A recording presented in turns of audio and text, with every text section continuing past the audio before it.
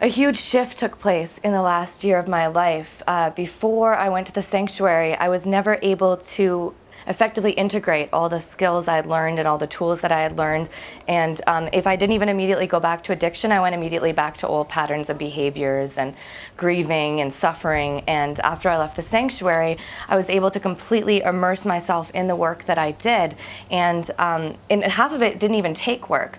So much was energetically removed from me as I was at the sanctuary that I was able to have a calmer mind and a peace of mind. I was able to sleep at night. I was able to go about my day without resentment and anger. I noticed even driving down the street, if somebody cut me off, I wasn't even mad. If they flipped me off, I'd say, oh, that must suck for them, which, speaks to the perspective shift that I had. I was seeing everything differently.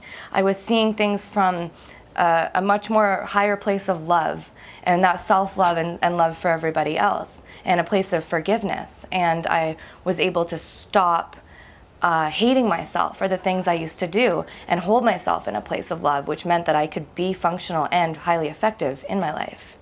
I think what made my experience at the sanctuary unique in comparison to all my other treatment facilities and psychiatrists and therapists and you name it, was that they would focus on my drug addiction and all the behaviors that needed to change.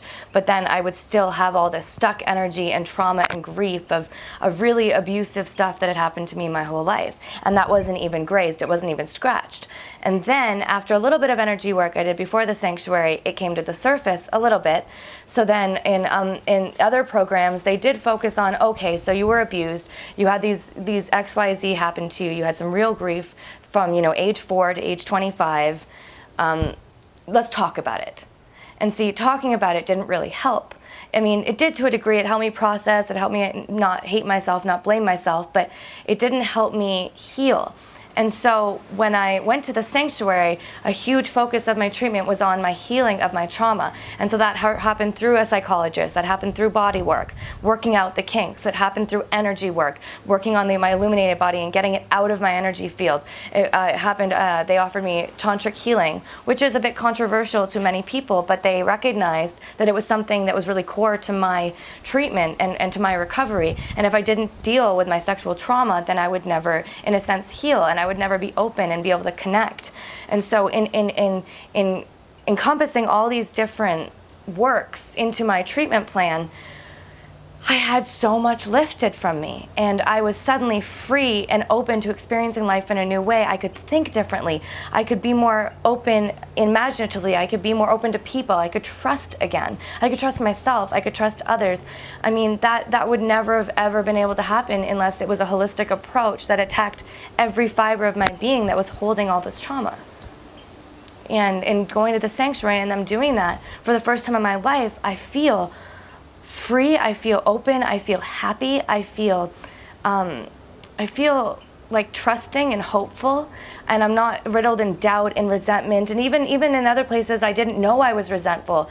I just thought I hated women and I thought I hated men, and I couldn't get my head around it. But now there's no hate in me anymore. There's just love and compassion, and I really wouldn't have been able to experience that if all of my sexual and physical abuse and trauma hadn't been dealt with. And also in other treatments, I couldn't deal with it because I blacked it out. I wasn't even conscious. There were some events I was conscious of, but I knew something was wrong and I couldn't tap into it. I couldn't figure out, why am I so angry? Why am I so full of hate? Why am I so full of rage? Why do I want to cry all the time? And and instead of crying, I put drugs in my mouth and or whatever. And going to the sanctuary and having energy work done on a level that cannot be explained in an area that is just, there's no words to describe it.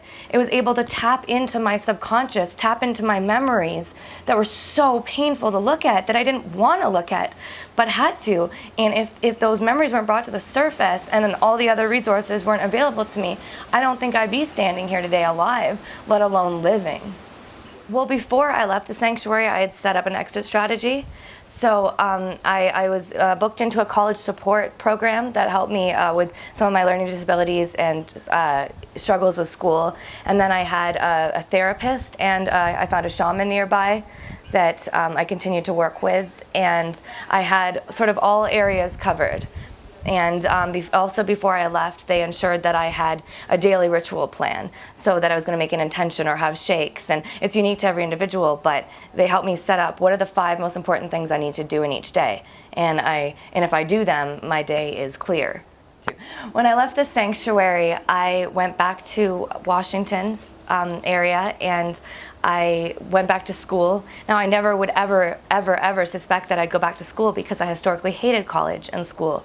But again, after leaving the sanctuary, I had a very positive attitude about it.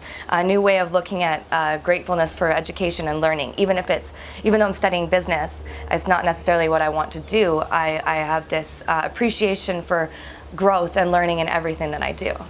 So I'm now living in Idaho in Coeur d'Alene and attending college, and I'm doing great. I am on the honor roll, and I'm receiving scholarships and getting perfect grades, and being able to balance that. Before, if I was in school was everything. I still make time for my rituals and my spirituality, and I joined a band again.